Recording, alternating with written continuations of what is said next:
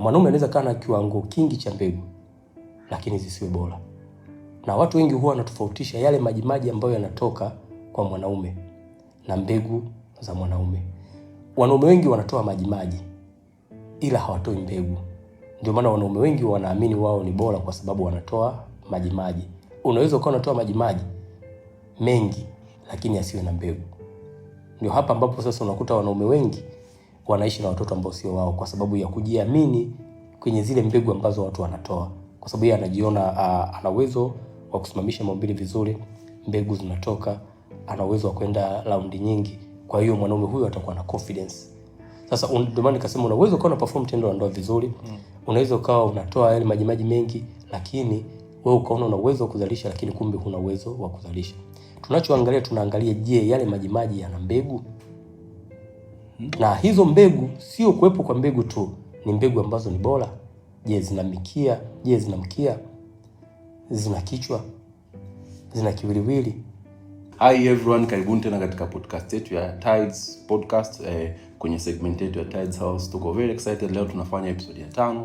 So today tunaenda kuongelea masuala ya uzazi, complication, kwa nini uzazi umekuwa mgumu, why wanawake imekuwa ni ngumu kuconceive, and pia changamoto pia wanaume kwamba wanakosa fertility ya sperms zao, kwamba hawawezi kuwapa mimba wanawake zao.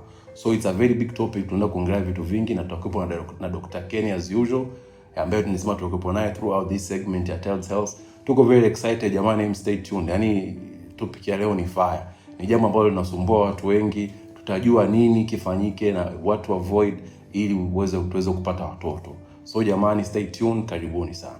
Unajua nowadays uzazi umekuwa mgumu sana. Unajua especially kwa vijana. Unajua vijana we expect ndo wawe more fertile. So we expect wao ndo wazalishe na tuzaliane kwa wingi. Lakini nowadays wadada kuconceive imekuwa ni changamoto, and pia kwa wanaume kufanya wadada kuconceive is also ni changamoto pia. Unajua yani sasa hivi imekuwa kwamba mtu unakuwa proud, yani mkaka akiwa baba, mimi baba najua na kidume nini changamoto ndo. Ni kweli unavyosema, kwa sababu ni vitu ambavyo mwenyewe ndio una experience. Yani ndio maana unakuta ukiingia mitandaoni nowadays unakuta mtu anakuwa proud kumpost mtoto wake. Yani kumpost mtoto imekuwa ni kitu cha fahari. Ukikompare na miaka nyuma unakuta mtu ana watoto 12, mtu ana watoto 10. Kwa hiyo unaanza kuona it's a normal thing. Lakini sasa hizi unakuta mtu hajabahatika kupata mtoto kabisa, au unakuta na rafiki yake hajabahatika kabisa kupata mtoto, alafu yeye amebahatika kupata mtoto. Lazima utakuwa proud kwa sababu ni kitu ambacho wengi wanakikosa. Kwa hiyo unapokuja kukipata lazima utakuwa proud nacho pia. Ndio maana watu wengi leo tunaona kama wanakuwa proud kupata watoto, kwa sababu watu wengi wako kwenye changamoto ya kukosa watoto au ya kutokufanikiwa kutokuwa na watoto au kutokuwa na uwezo mzuri wa kuzalisha pia. Sababu ni zipi? Yani why is it? Yani kwa nini imekuwa ni changamoto kubwa sasa hivi? Sababu ni zipi zinazosababisha uzazi kuwa mgumu? Uzazi umekuwa very complicated. Umekuwa mgumu sana. Na sababu kubwa inayofanya uzazi kuwa mgumu sasa hizi, matumizi ya vyakula, dawa kiholela, tunakula kila kitu, mabadiliko ya miili yetu, stress zimekuwa nyingi sana. Hivi vitu vyote vimekuwa sababu kubwa ya kusababisha mabadiliko ya mifumo ya uzazi. Na mifumo ya uzazi ikibadilika, inaweza kubadilika kwa namna mbili, kwa namna nzuri au kwa namna mbaya. Lakini tulio wengi sasa hizi tunaingia kwenye changamoto za uzazi kwa namna mbaya. Na tunapata hizi complication ndio ambazo zinatufanya leo hii kukuta vijana 10 kufanya sperm analysis, unakuta vijana 6 au vijana 7 wana kiwango kidogo cha mbegu za kiume, maana yake wana low sperm counting. Sawa? Sasa hii inaweza ikafanya vijana wengi wasio na uwezo wa kuzalisha. Okay. Sawa. Lakini pia nowadays unajua vijana wengi siku hizi wana oversex yani sex imekuwa cheap. Maana yake mimi naweza kwa siku sex na wanawake 2, wanawake 3, it's normal. Kwa sababu availability ya sex imekuwa kubwa. Yani maana yake unaweza ukampata mwanamke yote kwa wakati wote ukashiriki naye tendo la ndoa. Lakini pia kuna hii michezo ya masturbation, vijana wengi wanakuta wanajichua. Kwa hiyo utoaji wa mbegu umekuwa kiolela mno. Sasa unapotoa mbegu kiolela mno, ukumbuke namna unavyotoa mbegu mara kwa mara, inatakiwa uwe na uingizaji wa vyakula vizuri ambavyo vitakusaidia wewe ili uende ukaziboreshe zile mbegu. Kwa hiyo unakuta vijana wengi tunatoa mbegu nyingi, lakini uingizaji wa virutubisho ambavyo vitasupport uzalishaji wa mbegu ni kidogo. Yaani output ni kubwa kuliko input. Ndio maana unakuta vijana wengi wana uhaba wa mbegu. Dr. umeongea issue ya sperm count. Kwamba tukienda tukifanya analysis hapa kama tukiwapeleka vijana 10 kwenda kupima, most likely vijana 6 tunaweza tukakuta wana low sperm count. Yes. Ndio. Yes. Nini inasababisha low sperm count kwa vijana? Kwanza low sperm counting tunasema ni kuwa na namba ndogo ya mbegu ambazo ziko high na ziko active. Kuna kitu kinaitwa sperm analysis. Sperm analysis ni upimaji wa mbegu au ni uchunguzwaji wa mbegu za mwanaume kujua kama mbegu hizi zina ubora wa kuzalisha au ana kiwango gani cha mbegu ambazo zina uwezo wa kumpa ujauzito mwanamke. Ndio kitu kinaitwa sperm analysis. Kwa hiyo tunazichunguza mbegu kuona mbegu hizi ni bora, ni nzuri, zinafaa. Mwanaume anaweza kuwa na kiwango kingi cha mbegu lakini zisiwe bora. Na watu wengi huwa wanatofautisha yale majimaji ambayo yanatoka kwa mwanaume na mbegu za mwanaume. Wanaume wengi wanatoa majimaji ila hawatoi mbegu. Ndio maana wanaume wengi wanaamini wao ni bora kwa sababu wanatoa majimaji. Unaweza ukawa unatoa majimaji mengi lakini asiwe na mbegu. Ndio hapa ambapo sasa unakuta wanaume wengi wanaishi na watoto ambao sio wao kwa sababu ya kujiamini kwenye zile mbegu ambazo watu wanatoa. Kwa sababu yeye anajiona ana uwezo wa kusimamisha maumbile vizuri, mbegu zinatoka, ana uwezo wa kwenda raundi nyingi. Kwa hiyo mwanaume huyu atakuwa na confidence. Sasa ndio maana nikasema una uwezo ukawa una perform tendo la ndoa vizuri, unaweza ukawa unatoa yale majimaji mengi lakini wewe ukaona una uwezo wa kuzalisha lakini kumbe huna uwezo wa kuzalisha. Tunachoangalia tunaangalia je, yale majimaji yana mbegu? Na hizo mbegu sio kuwepo kwa mbegu tu, ni mbegu ambazo ni bora. Je, zina mikia? Je, zina mkia? Zina kichwa? Zina kiwiliwili? Lakini pia zina kichwa kimoja? Kwa sababu mbegu za mwanaume kuna wakati zinakuwa zina vichwa viwili. Hiyo sio mbegu bora. Mbegu za mwanaume kuna wakati zinakuwa zina mikia miwili. Hiyo sio mbegu bora. Lakini pia mbegu inaweza ikawa ina kichwa kimoja, ina kiwiliwili na ina mkia mmoja. Lakini inaweza isiwe bora pia. Hapa huwa inategemeana mbegu hiyo ina uwezo wa kutembea. Okay. Na sio kutembea tu, kuna kitu kinaitwa progressive forward movement. Lazima zitembee kwa kwenda mbele. Kwa sababu zinaweza zikawa zinatembea lakini zina rotate pale pale. Hizo mbegu sio bora. Kwa hiyo ukija kuangalia mwanaume mpaka uwe na uwezo wa kuzalisha ni vitu vingi vinavyotakiwa. Yaani mbegu za mwanaume tunaposema ni bora zina vitu vingi. Iwe na mbegu bora, lazima uwe na mbegu ambayo ina kichwa kimoja, ina mkia, ina kiwiliwili. Na mbegu hiyo inabidi iwe active. Okay. Sawa. Kwa hiyo hii ndio wanaume wengi sasa hizi tumekuwa tunafanya mbegu zetu zinaharibika kwa sababu hatuna kiwango kizuri cha vyakula ambavyo tunakula vinatusaidia kwenda kuboresha mbegu zetu ziendelee kuwa active. Okay, unajua umenifurahisha, umesema ndio maana wanaume wanakuwa na watoto ambao si wao. Yes. Kuna dada moja kuna siku moja wameandika kwenye bango pale kwamba kwenye ndoa zao kuna watoto wetu. Naona ndio hiyo. Unajua hivi vitu ukiviangalia kwa jicho la haraka unaweza usivielewe. Okay, yes, that's sawa. Ndio maana wanawake wengi wamejikuta wao ndio wanapambana kwenye kutafuta watoto. Yaani unakuta mwanamke ikitokea watu wameoana ndani ya ndoa wamekaa mwaka mmoja, jamii huwa inaanza kumsuspect mwanamke ndiye ana shida. Lakini huwa tunasahau changamoto za uzazi ziko very complicated. Mwanaume ana changamoto 50%, mwanamke ana changamoto 50%. Ila kwa sababu jamii inaamini kuwa mwanamke yeye ndiye anayebeba ujauzito, basi yeye atakuwa hana uwezo wa kubeba ujauzito. Okay. Mwanamke yeye anatumika kama mbebaji, incubator yani. Yes, lakini mtoaji ni mwanaume. Sasa kama mwanamke anabeba, yuko sawa. Huyu tunamtegemea atoe, kama hatoi, unategemea huyu atapata? Hawezi kupata. Kwa hiyo ndio maana tukasema issue za uzazi tunategemea nusu mtoaji atoe kitu kilicho bora, mpokeaji ili apokee kitu kilicho bora. Tena nadhani mtoaji ndio inabidi atoe bora zaidi ili kumrahisishia mpokeaji. Okay. Nani ambaye anapata shida, anayetoa au anayepokea? Kwenye shida kwenye nini sorry? Of course kwenye normal, yani tuzungumzie nani anatakiwa awe bora zaidi. Of course mtoaji inabidi awe bora kuliko mpokeaji. Yes. Ndio. Yeah. Kwa sababu tunategemea mazingira ya mpokeaji ni rahisi kuyatengeneza, lakini kama mtoaji atatoa kitu ambacho sio bora, anaweza akatengeneza abnormalities nyingi zaidi. Sawa. Kwa kiumbe ambacho kitakachokuja kutokea. Kuna baadhi ya magonjwa ambayo mnapoingia kwenye ndoa ni lazima mkafanya screen test ya hivi vitu. Kwa mfano kama magonjwa ya zinaa, sawa, kama syphilis, gonorrhea, ni magonjwa muhimu especially kwa mwanaume, ili kujua kama haya magonjwa yameweza kuathiri mfumo wako wa uzazi. Sasa hii ni kwa watu wote, lakini wanaume mara nyingi tumekuwa tunachukulia poa, yani tunajiona kama tuko correct all the time, especially kwa watu ambao tayari mmeshaoana na mko kwenye ndoa na hamjabahatika kupata mtoto na mmekaa zaidi ya mwaka mmoja.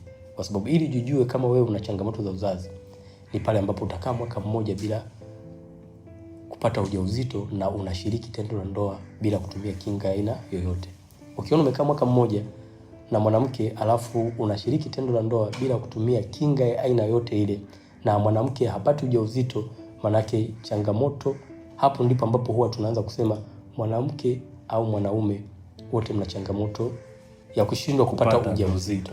Okay. Sawa. Sasa hivi ni vitu ambavyo viko very common, yani kwa watu wote wawili, sio kwa mmoja mmoja. Yes. Kuna issue umeongea about sperm count na quality ya sperms za mwanaume. Yes. Moja ya sababu uliyosema ni kwamba like wanaume siku hizi tuna discharge sperms kwa wingi kiholela, yani tunatoa mbegu zetu kiholela. Yes. So kwa sababu tunatoa mbegu zetu kiholela, tunapaswa tule vyakula vya aina fulani ili kurudisha ile mbegu ambayo tunaitoa. Mbegu za mwanaume zinachukua muda gani mpaka ili zije zitengenezwe?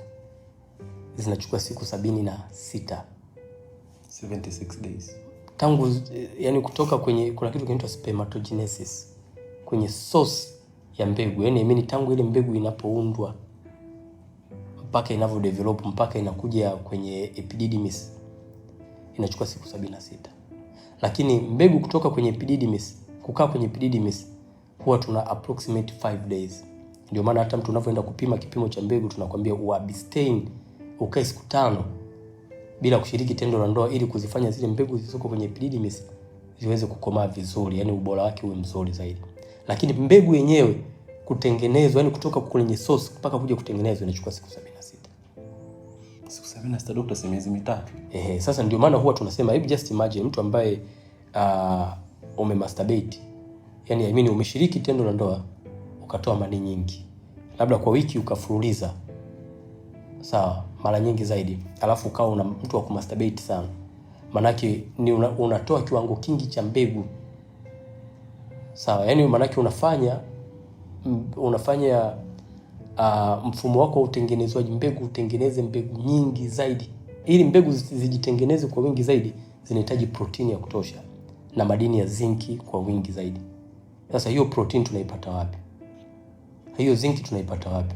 Hii zinki sasa ndio tunaweza tukaipata kwa kupitia madini mbalimbali, kwa kupitia mimea mbalimbali, kwa kupitia vyakula, sawa, kwa kupitia supplement. Mfano wa hivyo vyakula ambavyo vinaweza vikakuongezea hayo madini ya zinki na protini kwa wingi. Walio wengi kwenye kuipata zinki wanaipata kwa kupitia pweza. Sawa. Okay. Hii zinki utaipata kwa kupitia mwani. Hii zinki utaipata kwa kupitia black pumpkin seeds, zile mbegu za maboga nyeusi. Hii zinki unaweza kuipata kwa kupitia kitu kinaitwa ashwagandha. Hii zinki unaweza kuipata kwa kupitia mimea mbalimbali ambayo inaota kwenye bahari.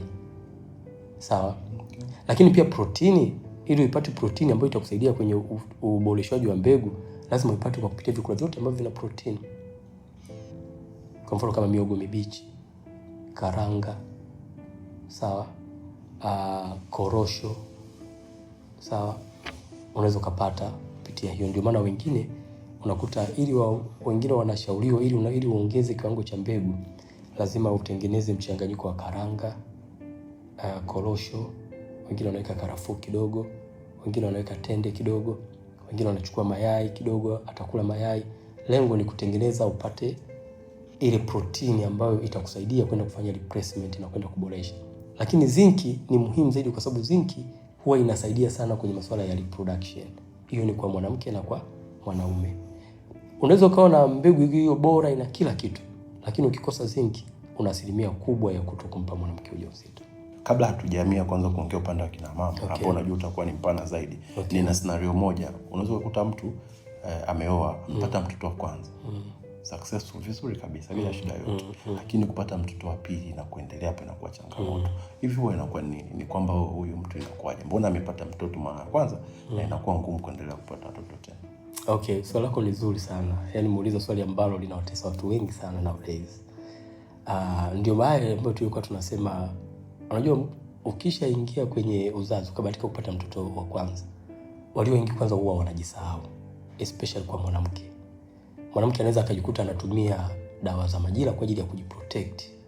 Lakini pia kile kipindi cha uzazi kile ni muhimu sana, kile kipindi cha uzazi. Kile kipindi cha uzazi wanawake wengi wamekuwa wanajiharibu. Kwa sababu mtu anapokuwa ananyonyesha anajikuta anakula vyakula vingi sana.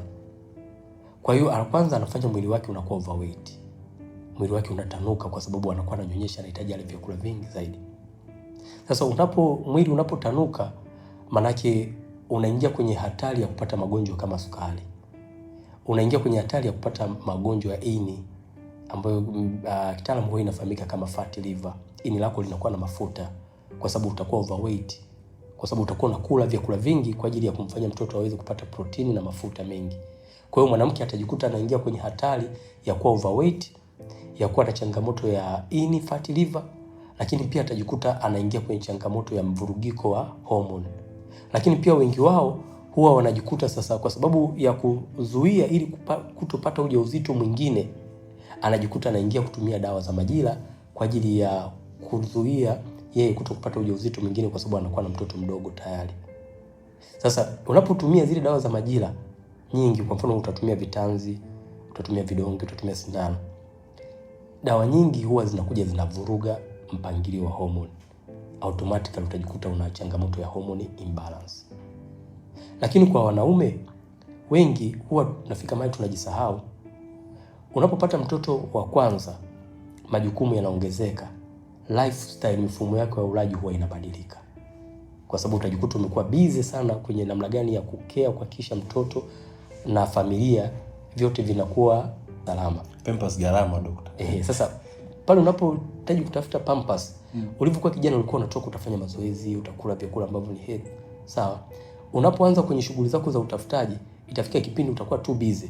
Kwa hiyo ile hali ya kujali mfumo wako uzazi huwa inapungua. Kwa hiyo automatically utaanza kujikuta kwanza unashiriki tendo la ndoa inapobidi. Sawa, sio shiriki tendo la ndoa kama starehe kama ulivyokuwa unashiriki mwanzo. Utakuwa unashiriki kutimiza majukumu ya ndoa. Sawa? Okay. Lakini sasa bado ulaji wako utakuwa mbovu. Utajikuta unakula kila kitu. Unapokula kila kitu manake bado still production yako ya sperm itakuwa weak. Pata mtoto mmoja, kuja kupata mtoto mwingine inakuwa kazi. Lakini mwanaume huyu akija kupima kiwango cha mbegu, unakuta ana deficiency ya zinc. Au unakuta mwanaume huyu akija kupima kiwango cha mbegu, anakuta ana upungufu wa mbegu. Ndio maana huwa tunasema kupata mtoto mmoja kwenye ndoa haimaanishi wewe utakuwa salama. Kuna watu wamepata watoto, aidha ni mwanaume anakuwa na shida au mwanamke anaendelea kuwa na shida. Ndio maana hata kama mtapata mtoto, sasa hii mara nyingi pia huwa inatokea kwa wanaume. Mwanaume akishapata mtoto nje, basi huwa anatembea na scenario ile, hata akija kuingia kwenye ndoa anajiona yeye ni mzima. Kwa mbona mimi nina mtoto? Shida itakuwa iko kwa mwanamke. Sasa wanaume wengi wamekuwa wanajidanganya sana. Samahani kidogo, naomba nikuulize swali moja. Kwa mfano wewe una mtoto tayari nje. Sawa? Jamani, this is off camera. Sio kaniharibia sana. Usiniambie mimi na mtoto daktari. Nisije sikasababishia kesi nikarudi nyumbani kama vita. Okay, sawa. Kwa mfano tuchukulie wewe ni mwanaume, sawa? Yes. Una mtoto nje. Kwa mfano, hiyo nimetolea kwa mfano, sije ukapata kesi. Ukapata kesi. Ukapata kesi. Jamani, like babes. Of course nimejaribu kutolea mfano. Yeah. Sawa. Kwa hiyo sasa sijui kama ana mtoto kweli au hana mtoto, lakini ni kwa mfano kama hana mtoto nje, alafu ikaja kutokea ukamuoa mwanamke ambaye hana mtoto. Sawa. Yule mwanamke bahati mbaya mmekaa zaidi ya mwaka mzima bila kupata mtoto. Wewe una mtoto nje. Wewe unadhani yule mwanamke atakuwa na ujasiri wa kuja kukuuliza wewe una changamoto? Hapana, hata kwanza yani automatically yani hata jamii yenyewe ita point fingers kwa mwanamke tayari na usokusa mimi na mtoto tayari.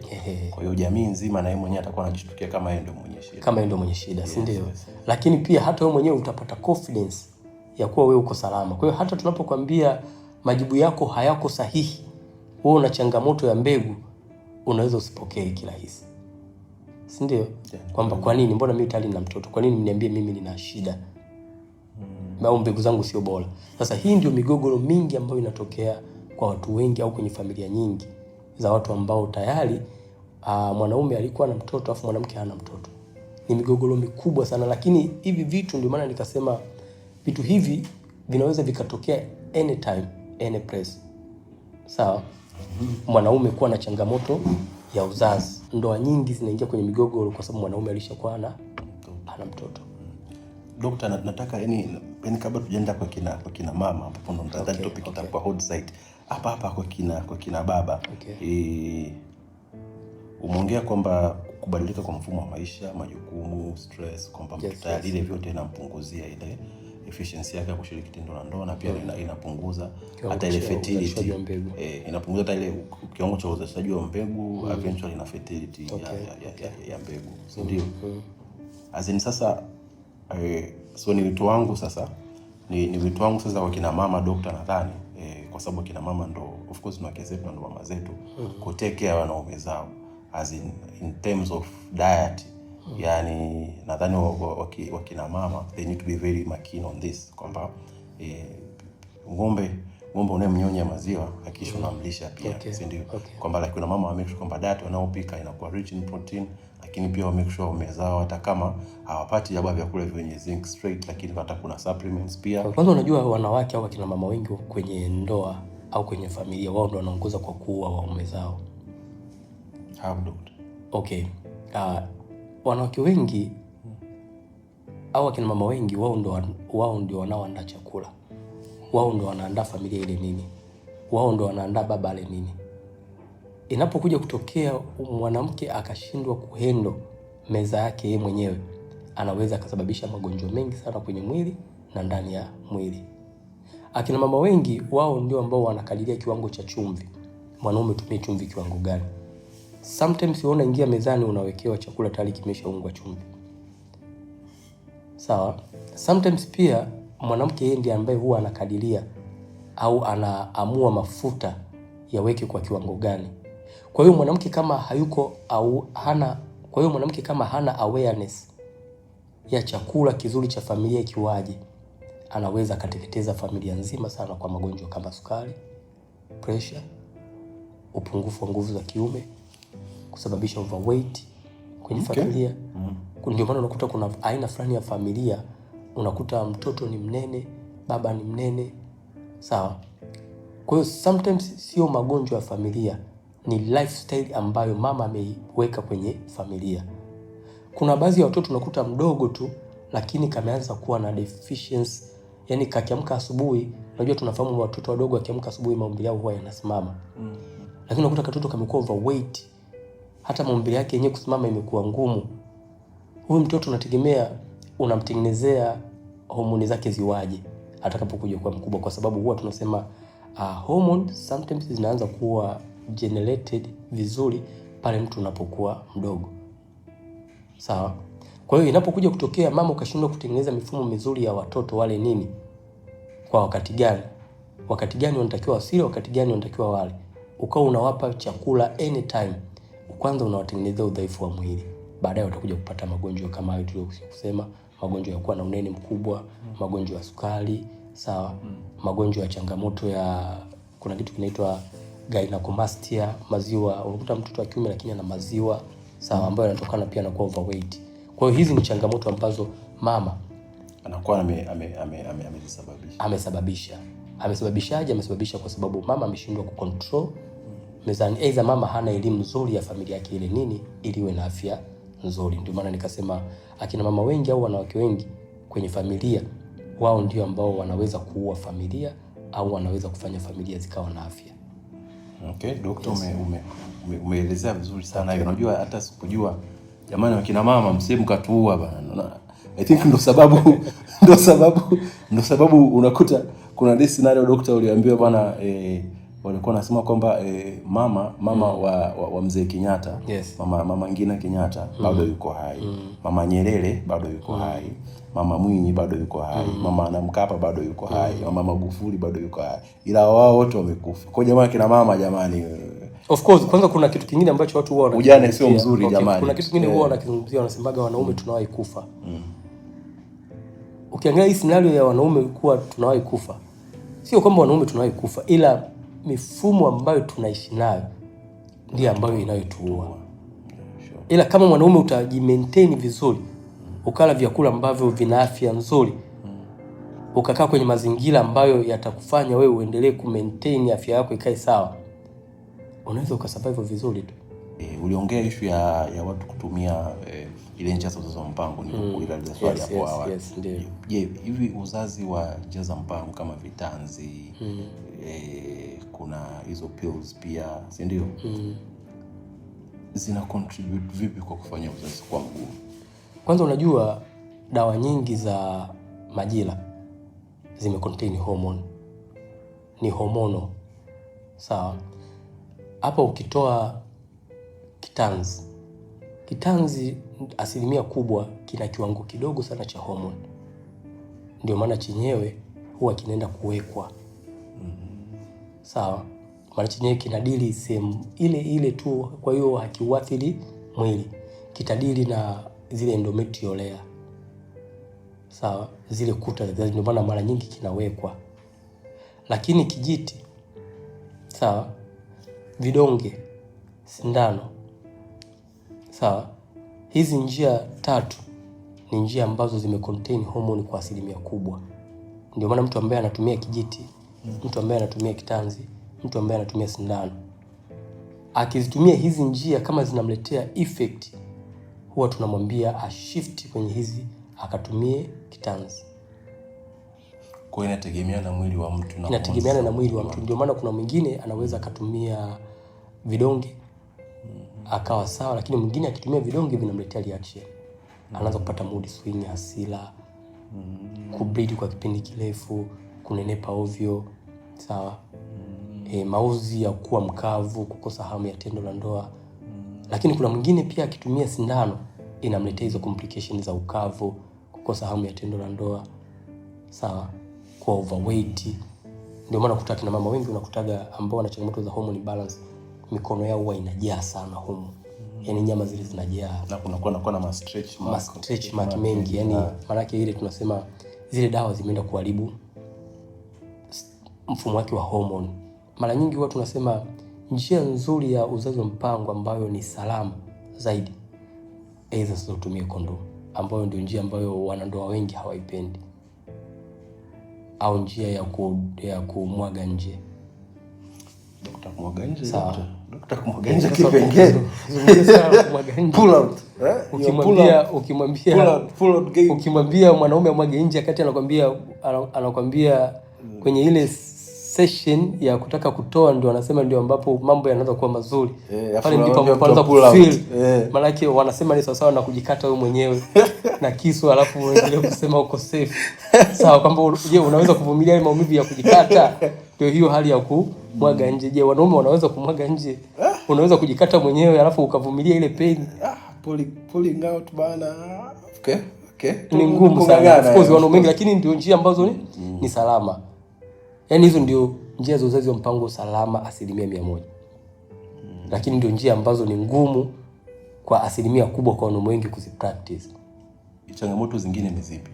Azin changamoto ambazo zinafanya pia uzazi kwa kina mama kuwa mgumu, ukiachana hizo mambo ya maji. Okay, changamoto kubwa mimi nadhani kwa kina mama ni mifumo ya ulaji. Wanawake wengi sana ambao wanatafuta ujauzito kwanza wana changamoto ya ini, magonjwa ya ini. Kwa mfano maini yao kuwa na mafuta, maini yao kutanuka, kuwa na sumu nyingi, maana yake unaenda kulioverdose ini. Kienda kulioverdose ini lina kazi kubwa sana kwenye hormone issue. Ini kazi yake kubwa ni kutoa zile homoni ambazo tayari zimeshatengenezwa kwenye mwili ambazo hazitakiwi kwenye mwili. Ndio maana leo tunaona kuna wanawake wengi ambao wana homoni ambazo ziko kwenye damu ambazo hazifanyi kazi. Yaani wana homoni nyingi kwenye mwili. Ni homoni ambazo hazina kazi. Homoni ambazo ilitakiwa zitoke nje, zisiendelee kuchafua mwili, zisiendelee kudisturb homoni zingine, zinaendelea kucirculate kwenye damu. Kwa sababu maini limeshindwa, limekosa uwezo mzuri wa kutoa zile homoni, yale mabaki ya homoni. Ndio maana leo kuna mwanamke unakuta ukipima homoni zake unakuta ziko normal. Yaani ukipima estrogen unakuta iko normal. Ukipima prolactin unakuta iko normal. Au sometimes ukipima prolactin muda wote unakuta imepanda. Kwa nini inapanda? Inapanda kwa sababu ini ndio linafanya kazi ya kuchakata, kutoa hizo. Sasa inapofika mahali, unajua homoni nyingi tunapima kwenye damu. Sawa? Tukipima kwenye damu tuna draw ile whole blood. Sawa?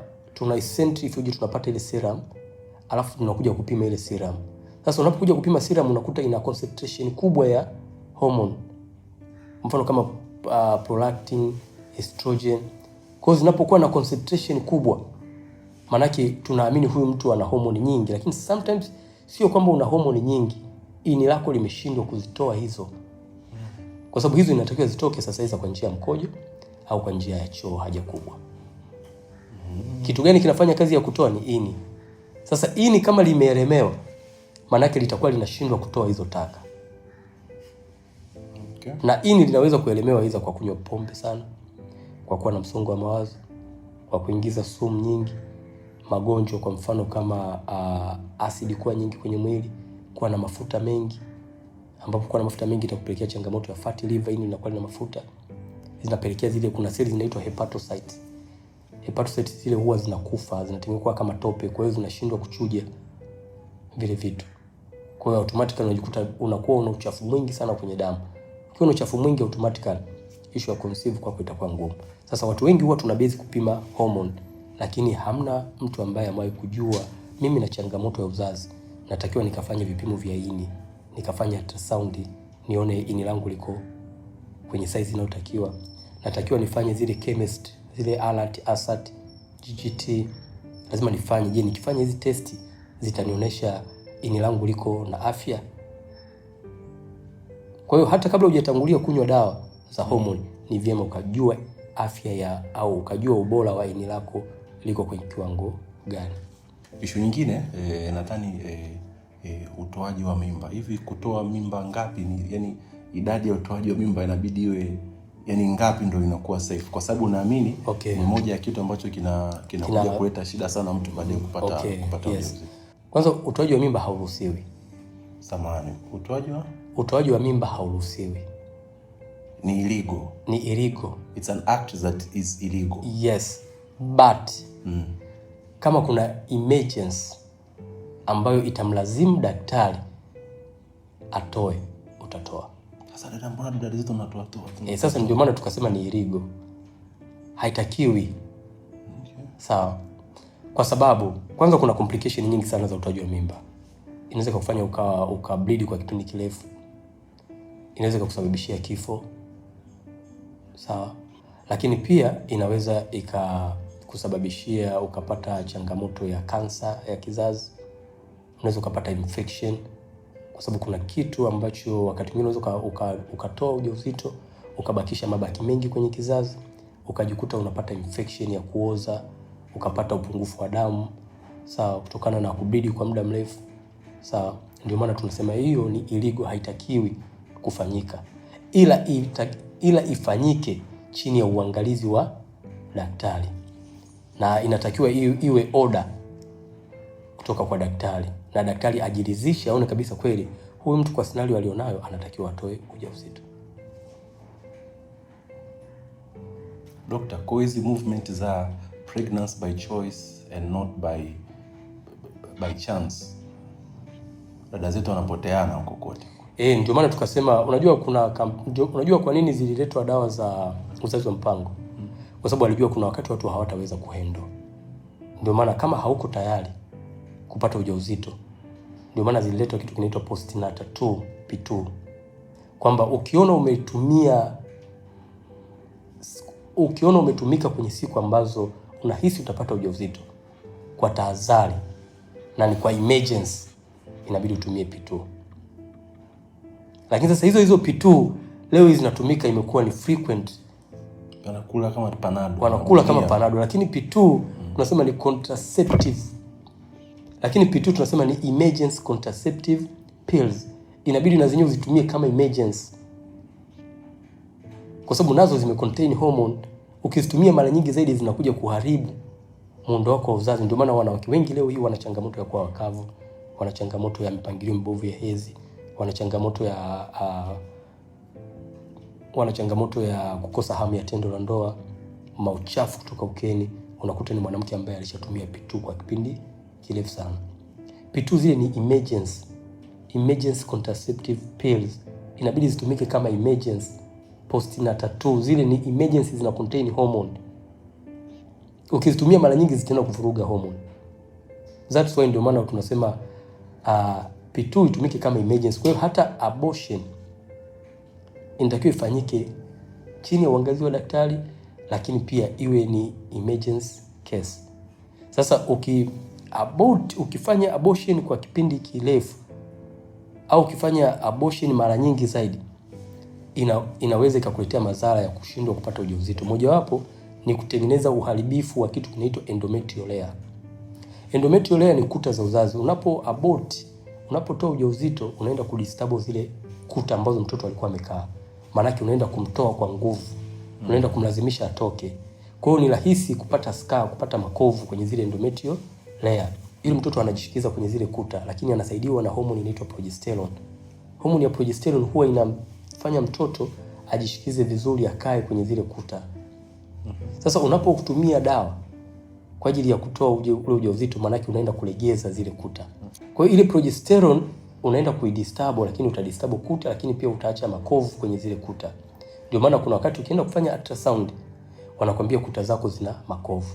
Sasa yale makovu unaweza ukayapata hizo kwa kupitia kuabort, kutoa ujauzito kwa mara nyingi, au unaweza ukapata makovu kwa kupitia infection, hizi PID za mara kwa mara. Sawa? Kwa hiyo ukitoa ujauzito mara nyingi zaidi, unaweza ukaacha makovu ambayo baadaye yatakuja kuzuia implantation zingine. Wale watoto wengine watakosa sehemu ya kujishikiza pale. Ndio maana huwa tunasema mwanamke ambaye umetoa ujauzito kwa kipindi kirefu unatengeneza makovu. Lakini pia kuna wanawake wengine ambao wanatoa ujauzito mara nyingi zaidi na still bado wanapata ujauzito. Wale sasa, mara nyingi mtu ambaye ametoa ujauzito kwa kipindi kirefu na akapata ujauzito, yule huwa tunasema kuta zake za uzazi zinakuwa ziko strong na anakuwa hajatengeneza makovu. Lakini pia mtu huyo anakuwa na kiwango kizuri cha homoni ya progesterone. Progesterone ni homoni ambayo inasaidia kutengeneza kuta za uzazi. Inashirikiana na homoni inaitwa estrogen. Lakini sasa mwingine unakuta una kiwango kidogo cha homoni hizo. Kwa hiyo unaweza ukatoa hata ujauzito mmoja tu, ikawa ndo basi, kwa sababu homoni zako ni chache, lakini pia kuta zako za uzazi ni dhaifu. Ndio maana tunasema usione kuna mtu ametoa ujauzito 3, 4, 5 ukaiga kutoa ujauzito, kwa sababu huwezi jua mwenzako alitoa ujauzito 3, 4, 5 ana kuta zake zina nguvu kiasi gani na ana homoni bora kiasi gani. Wewe unaweza ukaiga ukatoa ujauzito mara moja na ndio ikawa kipindi chako chote hutakuja kupata ujauzito, kwa sababu unaenda kutengeneza udhaifu wa kuta, unaenda kuacha makovu, lakini pia unaenda kusababisha mpangilio wako wa homoni zisiwe bora, zisiwe sawa. Kuna issue hapo umeiongea, issue ya wanawake ambao wanakuwa wana hedhi ya mfululizo. Yaani anakuwa na hedhi ambayo inaenda muda mrefu, haikati, muda mwingi unakuta iko hedhi. Ile inakuwa shida nini? Okay, kwanza mwanamke kuwa hedhi kwa kipindi kirefu, yaani ukiona unapata hedhi zaidi ya siku 7. Zaidi ya siku 7, hiyo ni changamoto ya hormonal issue. Ni mabadiliko ya hormone. Lakini pia kama unapata hedhi zaidi ya siku 7, inaweza ni changamoto ya una uvimbe kwenye kizazi, hizo una fibroids au na ovarian cyst, lakini pia unaweza kuwa na changamoto ya kitu inaitwa endometriosis. Sawa. Kwa hiyo endometriosis, fibroids, cyst zinaweza zikakufanya ukawa unatoka damu kwa kipindi kirefu. Na kwa kipindi kirefu inaweza ikawa ni zaidi ya siku 7. Sawa. Hiyo ni hormonal issue. Sawa. Ndio maana kuna baadhi ya wanawake wengine unakuta na changamoto za hormone, akienda hedhi anaenda siku 10, siku 12. Sasa mwanamke wa hivi kama ana shida ya hormone, maana yake ni dalili ambayo inaonyesha pia mayai yake hayapevuki. Yaani mwanamke ambaye unaenda hormone, unaenda hedhi zaidi ya siku 7, siku 8, siku 9, kupata ujauzito ni ngumu sana.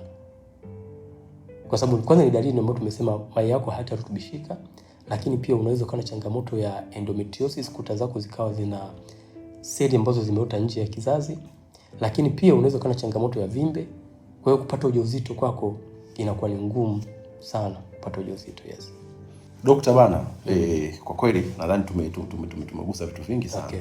Na moja ya pati ambayo nimependa ni ile kwamba jamani wakina mama msituue jamani, madiet hayo wakisha tunapata mazinki, maprotini ya kutosha. Yes. Au sio bwana? Lakini sasa ili upate zinki, protini ya kutosha na ili mwanamke asikuue inabidi uweke budget nzuri mezani. Haina shida. Vibunda. Ili pia apate ili pia apate pesa ya kwenda kukununulia vitu vizuri ambavyo vitakusaidia wewe. Kwa sababu haiwezekani unasema upate zinki alafu unaacha buku. Alafu kwenye buku hiyo kwa dokta anaonyesha tu tunaacha vibunda, tusiache vidusko. Tusiache vidusko. Tuache vibunda mezani, acheni vibunda mezani ili mwanamke akufanyie budget nzuri. Kwa sababu kuna moment ambayo utahitaji kufanya diet, itatakiwa utumie samaki. Sawa, utumie samaki, utumie matikiti. Utumie ndizi, utumie vyakula ambavyo vina protini lakini pia vinakupa madini. Sasa samaki gharama yake ni kubwa. Matunda yenyewe kwenye meza siku hizi matunda ni. Sasa dokta, wewe ndio umesema mwenyewe hapa tupunguze msongo wa mawazo mpaka. Sasa mtu hiyo yote si unatuwekea stress tena. Tunafocus kutafuta hela inapunguza efficiency. No. Lakini sometimes ukitafuta hela yako inaenda wapi? Moja ya bajeti yako muhimu ambayo unatafuta pesa yako, hakikisha kila pesa unayotafuta include kwenye afya yako wewe. Unajua wengi tunatafuta hela, tuna invest nyumba, magari na tunasahau kuinvest kwenye afya. Yeah, of course that's very. Yaani hiyo ndio kosa kubwa. Yaani tunaamini kuwa na afya ni wajibu wa mwili wenyewe. Sawa, lakini afya, jukumu la afya yako nzuri ni mojawapo ya bajeti yako wewe. Bajeti yako ukiamua kwamba let's say nachukua mshahara wangu mimi nachukua $1,000,000. Save $200,000 hii ni kwa ajili ya issue zangu za afya. Nitatumia kwenye bima, nitatumia kwenye nini? Kwenye chakula changu, kwenye kuhakikisha napata virutubisho vizuri kwenye mwili. Hiyo ndio njia bora ya kuendelea kumaintain uchumi wako. Uchumi bila afya still bado ni kazi bure. Yaani kama una hela, una magari, una nini, lakini kama huna furaha ya afya still bado wewe ni maskini. Kwa sababu hivyo vitu mwisho wa siku utaviacha, lakini pia unaweza ukasafa kwa kufanya treatment ya vitu ambavyo ulikuwa una uwezo wa kuvicontrol since way back. Doctor, that's so powerful, I say. That's so powerful. Umeeleweka loud and clear. Yaani hata usiongeze sauti. Yaani sauti inatosha. Hiyo volume inatosha. Yes. So jamani, asanteni sana jamani kwa like for being with us until the end of the episode. Doctor, asante kwa kuja. Yaani umeitisha doctor. Like mwenyewe binafsi nimepata elimu, nimeelimika, kuna vitu nilikuwa sivijui nimevijua. Yes. So jamani, watazamaji wetu tumefika end of this episode ambayo ni episode ya 5. Tunasogea mdogo. So please jamani, don't forget to comment, subscribe and share hii maudhui iweze kuwafikia na watu wengine. Lakini pia hapa chini ya link hapo tutaweka linki za kumfikia Dr. Ken, tutaweka social media handles zake, and I really recommend sana if you get time go and see Dr. Ken. Sio mpaka kama wewe unaumwa, hata kwa ushauri tu nini ujue, kwa sababu pia unajua daktari anasemaga kinga ni bora kuliko tiba. Yes. Bora mtu kaenda ukapata hata ushauri na nini, watu kutumie nini, fanye nini. Sio mpaka usubiri mambo yaharibike uanze kufanya matibabu. Yes. Au sio? Kwa jamani, asanteni, see you in the next episode. Doctor, cheers bro. Doctor, umetoa madini sana. Cheers a lot. Sawa. Poa.